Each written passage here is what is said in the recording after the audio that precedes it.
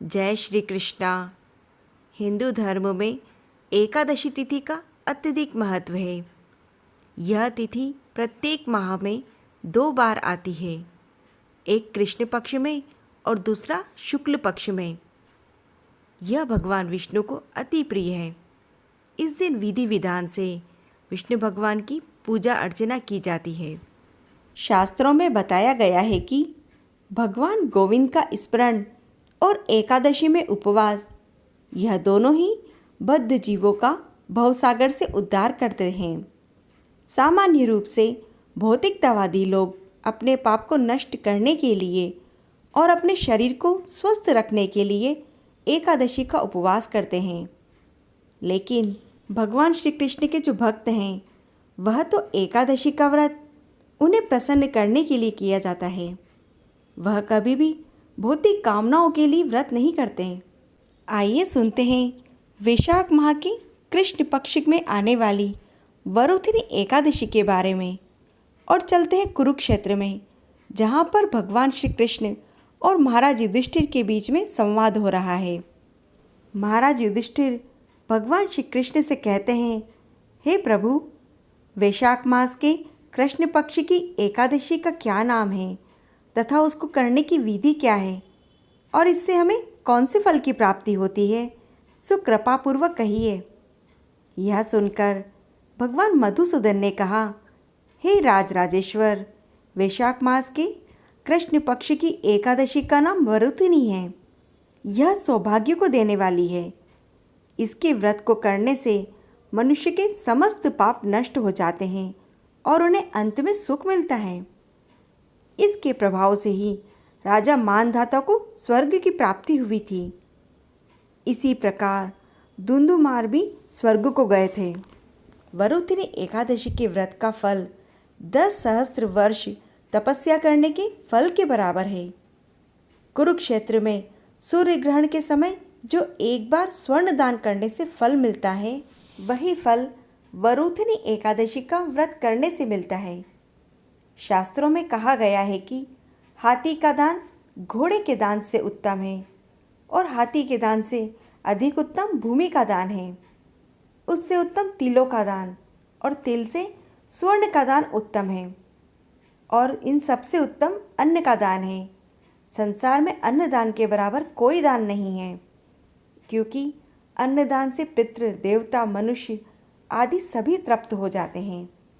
शास्त्रों में कन्यादान को इसके बराबर माना गया है। वरुथिनी एकादशी का व्रत करने से मनुष्य को कन्यादान का फल मिलता है। जो मनुष्य लोभ के वश होकर कन्या का धन लेते हैं, वे प्रलय के अंत तक नरक में पड़े रहते हैं। उनको अगले जन्म में बिलाव का जन्म मिलता है। जो मनुष्य प्रेम एवं धन से कन्या का दान करते हैं, उनके पुण्य को तो चित्रगुप्त जी लिखने में असमर्थ हैं। वरुथिनी एकादशी का व्रत करने वाले मनुष्य को दशमी के दिन कांसे के बर्तन में भोजन नहीं करना चाहिए। मांस, मसूर की दाल, चना, शाक, मधु, दूसरे का अन्न आदि चीज़ों का त्याग कर देना चाहिए। उस दिन जुआ नहीं खेलना चाहिए और दूसरे की निंदा, चुगली करना, पापियों के साथ बातचीत करना, क्रोध, झूठ बोलना आदि का त्याग कर देना चाहिए। हे राजन, जो मनुष्य यमराज से डरते हैं, उन्हें पाप नहीं करना चाहिए। उन्हें एकादशी का विधि पूर्वक व्रत करना चाहिए।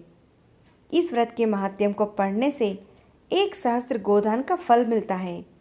इसका फल गंगा स्नान करने के फल से अधिक है। एकादशी के दिन प्रातःकाल नित्य कर्म से निवृत्त होकर स्नान आदि करके भगवान का पूजन, भजन आदि करना चाहिए। सात्विक बुद्धि धारण करके भगवान का भजन करें। दिन एवं रात्रि के किसी भी समय निद्रा के वशीभूत नहीं हुए और जागरण भगवान के सामने करें। वरुथिनी एकादशी का व्रत करने वाले मनुष्य के सभी पाप नष्ट हो जाते हैं और कथा पढ़ने व सुनने से 1000 गोदान का फल प्राप्त होता है और अंत में विष्णु लोक की प्राप्ति होती है। इसकी कथा के अनुसार प्राचीन काल में नर्मदा नदी के तट पर एक मानदाता नामक राजा राज्य करते थे। वह अत्यंत ही दानशील और तपस्वी थे। एक दिन की बात है, जब वह जंगल में तपस्या कर रहे थे, तभी ना जाने कहाँ से एक जंगली भालू आया और राजा का पैर चबाने लगा। राजा पूर्ववत अपनी तपस्या में लीन रहे, लेकिन कुछ देर बाद पैर चबाते चबाते भालू राजा को घसीटकर जंगल में ले गया। तब राजा बहुत घबराए और तापस धर्म होने के कारण उन्होंने क्रोध और हिंसा नहीं करी, लेकिन उन्होंने भगवान विष्णु से प्रार्थना करी और करुण पुकार सुनकर भगवान श्री हरि वहाँ प्रकट हुए। उन्होंने चक्र से भालू को मारा और राजा का पैर भालू तो पहले ही खा चुका था, जिससे राजा बहुत ही शोकाकुल हुए।